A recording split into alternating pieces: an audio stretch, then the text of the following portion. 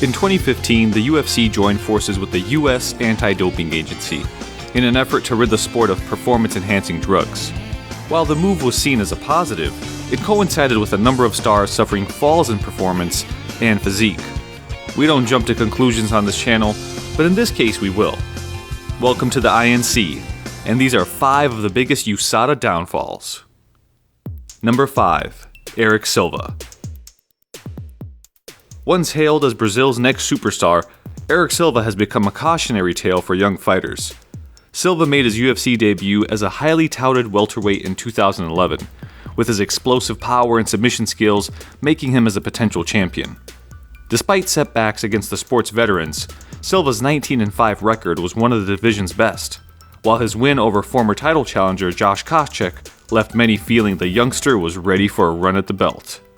Silva's first post-USADA fight came at Fight Night 74, and despite losing a split decision to Neil Magny, it was his softer and less defined physique that gave most fans cause for concern. The fight proved a turning point for Silva, losing 4 of his next 5 fights with his trademark explosiveness replaced by an ability to get knocked out in dramatic fashion. That left hook was vicious. Silva's match with Jordan Mein marked the Tiger's 8th loss in the UFC, leading him to be axed by the promotion in 2018. Number 4. Hector Lombard. Hector Lombard was once one of MMA's most feared fighters, only for USADA to take the former Olympian and turn him into a figure of ridicule. With fast pace and knockout power, Lombard amassed a 25-fight winning streak, including the Bellator middleweight title, while his wins over Jake Shields and Nate Marquardt showed he could hang with the UFC's best. After beating Josh Berkman at UFC 182, Lombard tested positive for the anabolic steroid Theraflex, with many keen to see if the former title challenger could recapture his old form. Lombard returned to the sport in 2016 against welterweight staple Neil Magny, dominating the early stages and coming close to finishing on multiple occasions, before quickly gassing and being stopped by strikes in the 3rd round. The fight would be a sign of things to come, as Lombard suffered the infamy of the longest losing streak in MMA history, including losses to Johny Hendricks, Anthony Smith, and Dan Henderson. Although Lombard showed signs of his old self, concerns over his cardio left him unwilling to pull the trigger, while his erratic and careless decision-making only made things worse. Hector Lombard has been disqualified, and the winner by disqualification is CB the Doberman Galloway. Lombard's loss to Thales Latis was his 6th in as many fights, and leading to the UFC terminating his contract in September 2019. Lombard currently holds a 34-10 record and hasn't won an MMA fight since 2014. Number 3. Bigfoot Silva. The fall of Antonio Bigfoot Silva is not only one of the biggest in MMA, but also one of the saddest. At the start of the decade, Bigfoot was one of the heavyweight division's most feared fighters, holding wins over Fedor Emelianenko, Travis Brown, and Alistair Overeem, and even challenging Cain Velasquez for the UFC heavyweight title.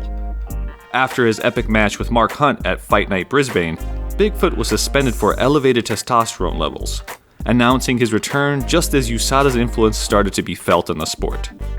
Bigfoot made his comeback at Fight Night Brasilia against UFC returnee Andrei Arlovski. Bigfoot was expected to make easy work of the veteran, only for Arlovski to score the upset in the middle of the 1st. Arlovski doing a good job of slipping off. Oh! Bigfoot goes down! Early knockdown for Arlovski! Silva's out! Got it! Andrei Arlovski has done it! For the next 3 years, Bigfoot was a shadow of his former self, suffering a string of first-round knockouts, with each performance looking slower and sicklier than the last. Many blame Bigfoot's downfall on USADA's ban on testosterone replacement therapy.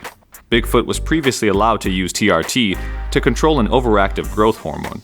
Once claiming his testosterone levels were so low, he started lactating during his weight cut. The ban left Bigfoot uncompetitive, and after losing to Roy Nelson, was axed by the UFC with a post-USADA record of 1 win and 3 losses. Bigfoot has followed other aging MMA fighters in joining the Bare Knuckle Fighting Championship, but his new surroundings provided a similar outcome against Gabriel Gonzaga. Gonzaga looking to finish here in round number 2. Ferocious uppercut. Oh, wow. Down goes Silva on the left hand. Number 2. Vitor Belfort. Vitor Belfort defied age for most of his MMA career, only for USADA to turn his Indian summer to a nuclear winter. After returning to the UFC in 2009, Vitor was enjoying a career turnaround, winning 7 of his next 10 fights and twice fighting for the middleweight title despite entering his late 30s.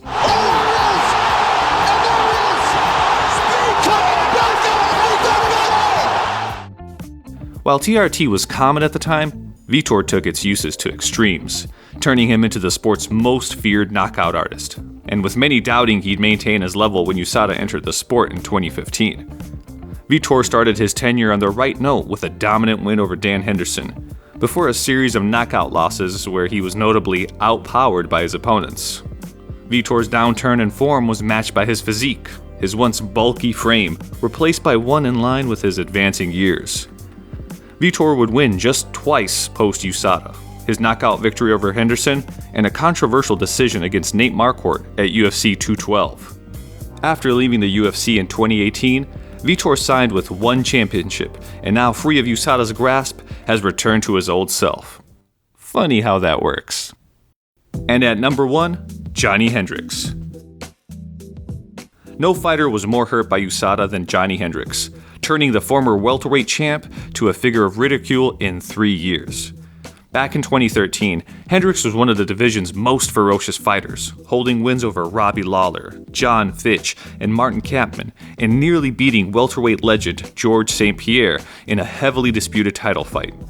After a win over Matt Brown at UFC 185, Hendricks held a 17-3 record and was on the verge of a title shot, until USADA took his career in a drastic direction. Hendricks' first match post-USADA came against Stephen Thompson at Fight Night 82.